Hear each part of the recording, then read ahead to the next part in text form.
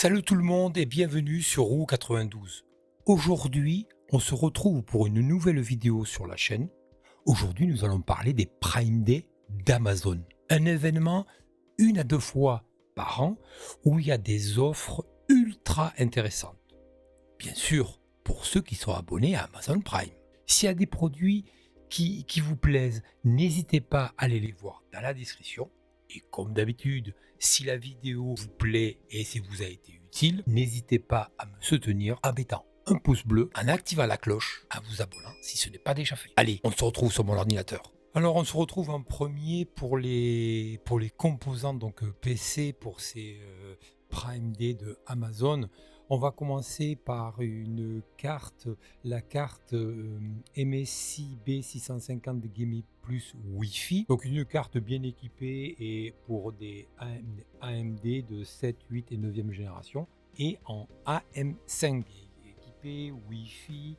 On a 4 slots RAM et ici on a le protection pour le SSD. La seule chose à ce qu'il va falloir faire attention, c'est que ici on a sur la carte on n'a pas la protection, vous savez, la petite plaque directement. Ce qui fait que quand on rentre de la montée dans le boîtier, il faudra positionner d'abord cette plaque et ensuite mettre la carte mère dessus. À suivre pour les cartes mères, on va aller sur une Gigabyte B650 Eagle AX. Donc cette fois-ci, c'est aussi une DDR5 et Wi-Fi 6. Pour ma part, moi je préfère ce look-là que l'autre. Voilà, là c'est bien, c'est MSI, c'est sobre ici. Ici, on commence à avoir un petit peu de travail dessus sur la carte avec des formes géométriques, différentes couleurs. Donc là, on est bien toujours pareil sur du AMD en DDR5.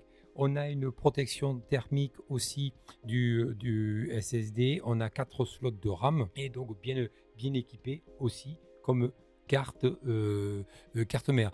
On est ici toutes les connexions. Vous voyez ici, cette fois-ci, il y a la plaque. D'accord, quand directement la carte mère est équipée. Comme il en faut pour tous les budgets, toutes les gammes, tous les choix. Donc on va partir cette fois-ci sur une MSI en carte mère et c'est la B550 Gaming Plus. Donc là pareil, c'est quelque chose de sûr, de bien. Elle est en DDR4 en revanche.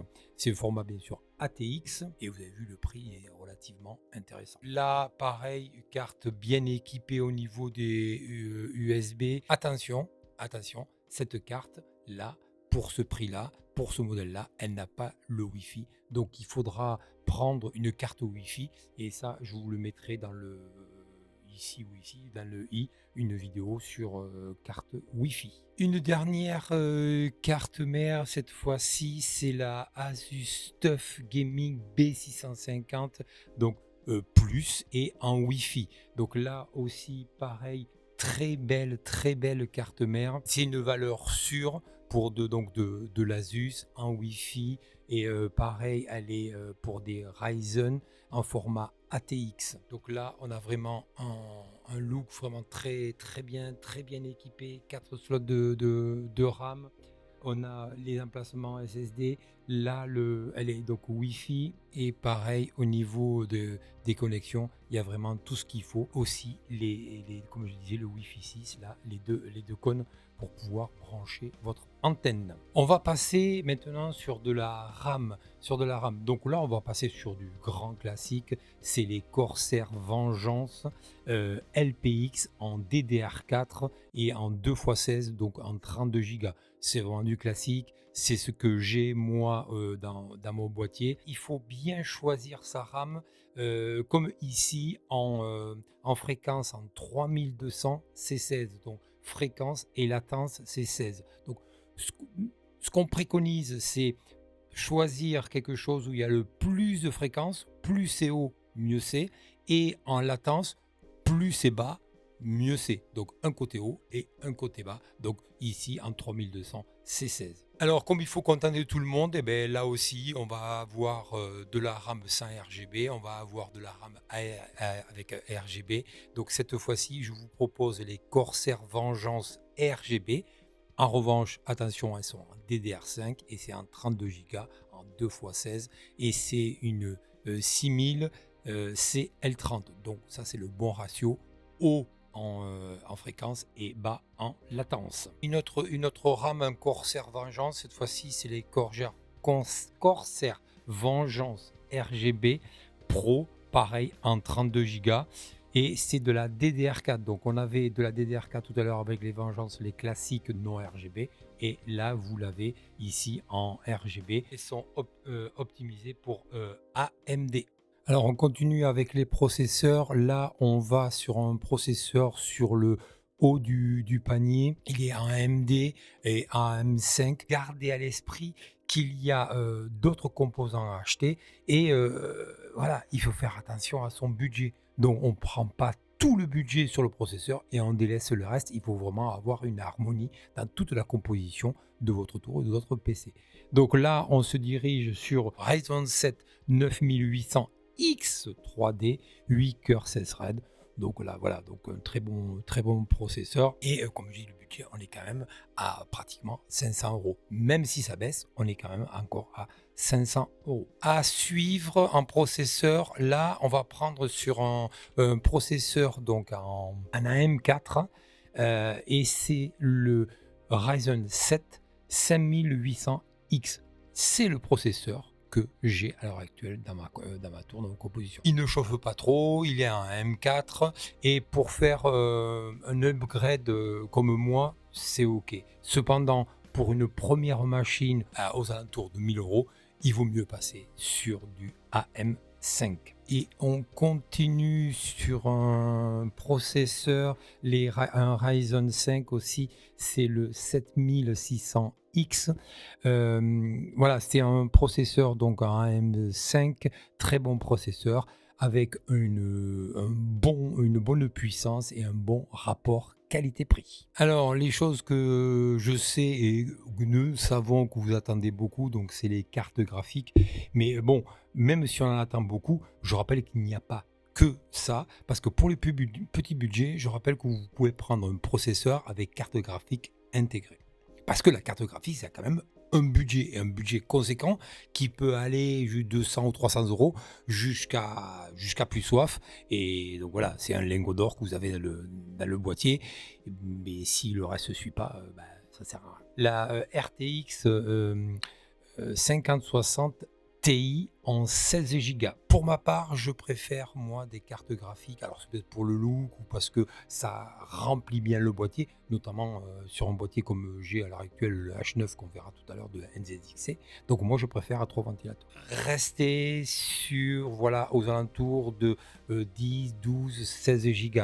Ne prenez pas un 8 Go puisque vous allez être limité quand même pour pas mal de jeux. On continue avec la RTX 5070 Ti en 16 Go. On est sur une carte donc assez grosse mais compacte et elle fait un peu plus de 30 cm de long. Ça veut dire que là, et on va le voir pour la prochaine, voilà, la prochaine dans la 5060 Ti et de Asus.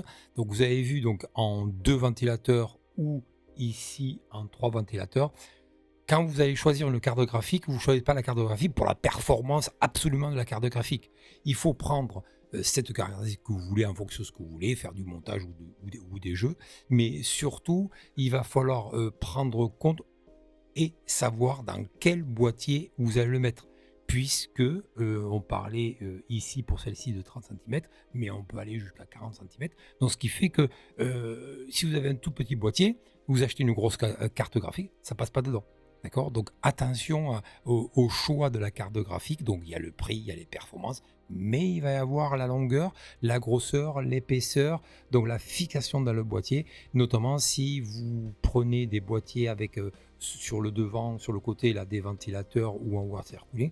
Si c'est trop grand, ça passera pas. Ça serait ballot d'avoir une grosse carte graphique et de ne pas pouvoir l'utiliser dans votre boîtier. Gigabyte RTX 5070 en 12 gigas. Elle est pas très épaisse. Donc là, ça c'est bien aussi. Ça fera pas trop mastoc, surtout si vous avez un petit boîtier. Elle est bien avec 3 ventilateurs. Son look gris noir comme ça, le gris et le noir, ça passe très bien. On passe au SSD, donc au stockage. Là, c'est pareil, le stockage, vous l'avez vu sur les cartes mères, on a les emplacements ici. Hop, oh, voilà, on a les emplacements ici pour nos SSD, soit déjà avec une protection, soit ici on peut les mettre et rajouter après s'il faut une protection. Donc ça c'est le stockage, donc le SSD. Donc le premier ça va être le 990 Evo Plus. Donc c'est pour vos stockages. Là c'est un 2 Tera. 2 Tera, voilà. Moi je recommande effectivement avec 1 Tera, c'est très bien pour ce SSD pour stockage.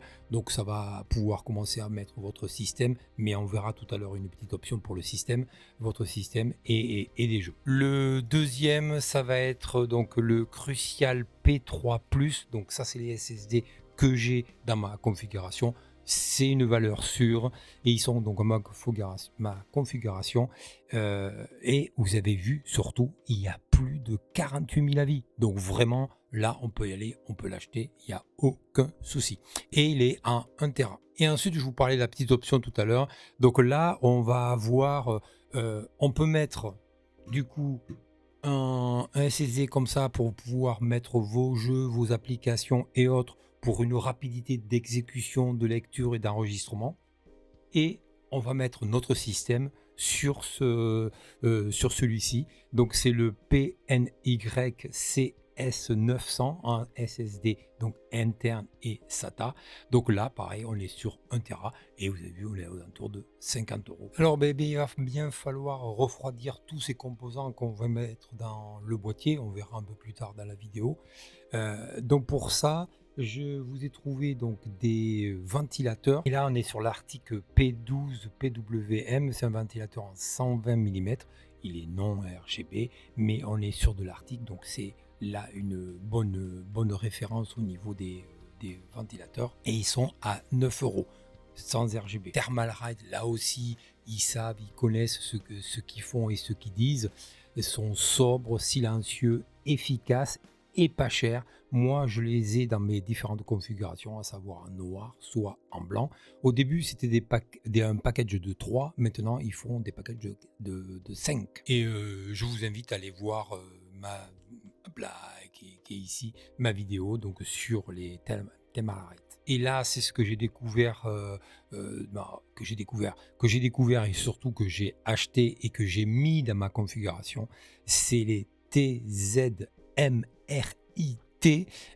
Interstellar et c'est des reverses. Donc là, pareil, je vous mettrai dans le i une vidéo sur les reverses. Donc c'est des reverses avec un super look. Ils sont efficaces, pas chers. Et donc vous pourrez aller voir la vidéo, je les ai installés moi dans mon boîtier H9. Les ventilateurs, c'est plus pour refroidir, donc faire l'airflow dans le boîtier, que mettre sur un water cooling. Généralement les water cooling ils sont déjà équipés de ventilateurs, mais cela c'est plus pour le airflow du boîtier. Ce qui est super bien, c'est comme en plus on va voir le water cooling tout à l'heure, c'est le centre ici, il y a ça fait la même chose que la pompe infinie. Donc vraiment, et il y a du RGB, il y a du miroir tout autour. Donc c'est vraiment très bien. Je vous invite à aller voir la vidéo sur ce produit-là. En water cooling, on va avoir le Arctic, donc Liquid Freezer 3 Pro en 360 et il est black. Là, c'est pareil, Arctic, comme je dis, les ventilateurs, ils savent ce qu'ils disent, ils savent ce qu'ils font. Donc, c'est vraiment un très bon produit. Et là, cette fois-ci, en 360, la pompe aussi, très bien. Ils ont fait des progrès sur la pompe parce qu'au début, je crois, il y avait quelques petits problèmes. Là, maintenant, il n'y a pas de souci, tout est résolu. Bien sûr, pour satisfaire tout le monde, en water cooling, donc avec de la couleur. Et là, vous voyez, on passe avec une pompe sobre ainsi que les ventilateurs. Et là, on passe à une pompe avec donc du water cooling et donc des couleurs tout autour, ce qui est pas mal quand même, et les ventilateurs pareil. Et voilà, donc je vous parlais tout à l'heure de water cooling que j'ai mis dans mon boîtier là aussi dans le H9. C'est le Thermalite Frozen Note 360. Donc c'est mon water cooling dans mon H9. Il est décrit comme élégant avec un design noir sobre et équipé de ARGB, donc vraiment donnant une bonne touche et un bon style. Et pareil, donc la pompe, ça fait ce côté infini. Voilà, ce côté infini ici, et les ventilateurs aussi passent très bien. Voilà, donc vous voyez le look de la pompe là, c'est vraiment sympa. Quand on arrive à faire des configurations de matériel comme ça, on se mettrait comme ça là et on n'arrêterait pas de regarder directement notre configuration. C'est un petit plaisir, un petit kiff qu'on se prend. Alors vous allez me dire, Philippe, ben oui, les processeurs, la carte mère, le water cooling, les ventilateurs RGB, sans RGB, tout ça, ça prend de la puissance, tout ça, ça pompe. Ben oui, effectivement, ça demande pas mal d'énergie. Donc c'est pour ça qu'il y a une alimentation qui est dans votre boîtier. Donc là, je vous présente donc la MSI, la A650BN. Bon, celle-ci, on la trouve partout dans toutes les configurations pour un petit budget, donc et une petite configuration pas chère parce qu'elle est à 58. Donc là, c'est voilà, connu, reconnu, MSI, donc il n'y a aucun souci, et en 650 watts. J'ai fait une vidéo là aussi que je vous mettrai là. Comment choisir son alimentation, pourquoi une alimentation, combien de watts il faut, ainsi de suite, en fonction de votre configuration. À suivre, et là on passe de nouveau à un matériel que j'ai acheté, que je vais mettre dans ma configuration et que la vidéo va arriver incessamment sous peu. C'est la MSI Mag 850 GL PCIe 5, donc c'est un 850 watts et un 80 plus gold. Et là, cette fois-ci, elle est entièrement modulable. Donc là, modulable, c'est-à-dire que ici, tous les trous, il n'y a pas de câble, alors que voilà, tous les câbles sont à part et viendront se brancher. À l'inverse d'une non modulable, où elle, vous voyez, voilà, là, il y a tous les câbles. Voilà, ça fait un petit peu fouillis, mais il y a tous les câbles au niveau de l'alimentation. Ensuite, pour la dernière alimentation, c'est une MSI pareil, et cette fois-ci, c'est une A750 GL PCI E5 alimentation, sachant que on voit trop souvent de monde choisir l'alimentation en dernier. On prend tout ce qui nous intéresse, ce qu'on connaît le plus, ce qu'on entend parler le plus, et à la fin on dit: ah mince, il me manque quelque chose, il manque l'alimentation. Oui, bon, voilà, tiens, moi je prends 500 watts et ça ira très bien parce que c'est pas cher. Alors que derrière, si on a un gros processeur, une grosse carte mère et carte graphique, ça ne suivra pas. Et là, vous avez de fortes chances d'abîmer toute votre configuration. Tout ça parce qu'on n'a pas pris le temps de bien choisir, de bien comprendre le système et le fonctionnement. Alors, on arrive tout doucement à pouvoir rassembler tous nos composants et les mettre dans un boîtier. Donc, il faut acheter le boîtier. Donc là, je vous ai trouvé un boîtier donc peu cher, à moins de 70 euros. C'est le Musetech boîtier en ATX avec déjà 3 ventilateurs. Petit compact boîtier aquarium avec ces donc 2 ventilateurs ici plus un ventilateur là. On va pouvoir ici, vous avez vu un 360, 280, 240, donc en haut sur le top, c'est quand même vraiment pas mal pour ce petit boîtier. Et après, donc on a du 120 ou 240 classique. Attention, la carte graphique, bon, attention, il accepte jusqu'à 40 mm de carte graphique. Donc ça, c'est vraiment pas mal pour ce type de boîtier qui est compact. Donc ça, c'est très bien, et c'est un boîtier que je me laisserai bien tenter à acheter et pour faire une configuration dessus. On arrive à la Rolls, que moi je trouve la Rolls, quand je l'ai choisi parmi d'autres boîtiers, c'est le NZXT H9 Flow noir, donc black. Donc là vraiment on a un super produit en plusieurs chambres. Il est Donc moi, je l'ai équipé comme ceci, à savoir 3 ventilateurs sur le côté, 3 ventilateurs dessous, un ventilateur en extraction et un water cooling, mon Frozen Note sur le top. Quoi vous dire, c'est voilà, c'est super beau. On a les vitres qui sont légèrement fumées, c'est-à-dire qu'avec les couleurs, c'est un petit peu presque flouté tout l'intérieur. Voilà, moi je kiffe. Donc je vous mettrai en pièce ici sur le côté la vidéo. Ensuite, on reste sur des valeurs sûres aussi. Là, une fois de plus, Corsair, c'est une marque connue, reconnue et ils savent faire notamment des boîtiers. Et on est sur le 4000D Airflow. Donc là, c'est pareil, 21 000 avis pour un boîtier. Ben, vous fermez les yeux, vous cliquez sur le bouton et c'est parti, quoi. Il n'y a pas de souci. Donc un format ATX. Seule chose qu'il faut faire attention.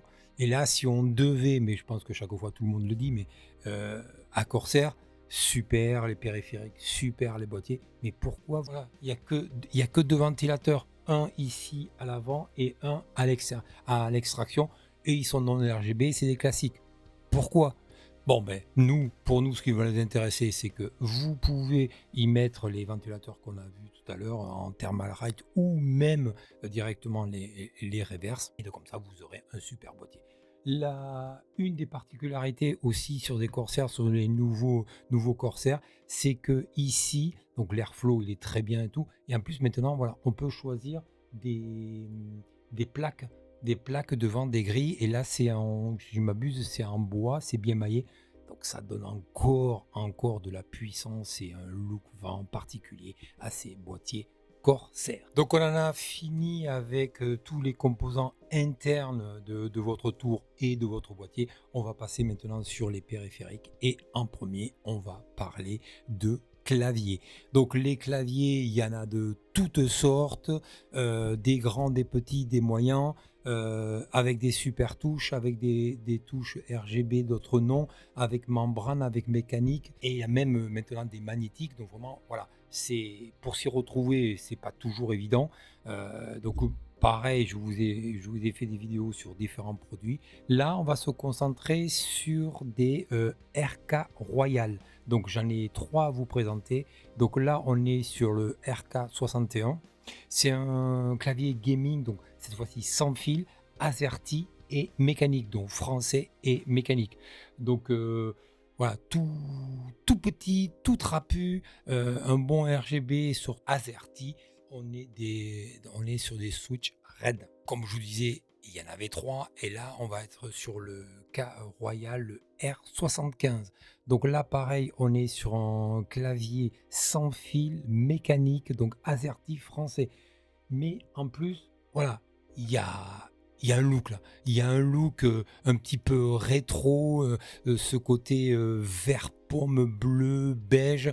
Moi là, vraiment, c'est pareil. C'est un clavier, je pense, qui va m'attirer beaucoup et que je vais pouvoir mettre dans ma nouvelle configuration parce que moi, je trouve, voilà, c'est du rétro. Voilà, c'est du rétro. Et en troisième cas royal, c'est le R65.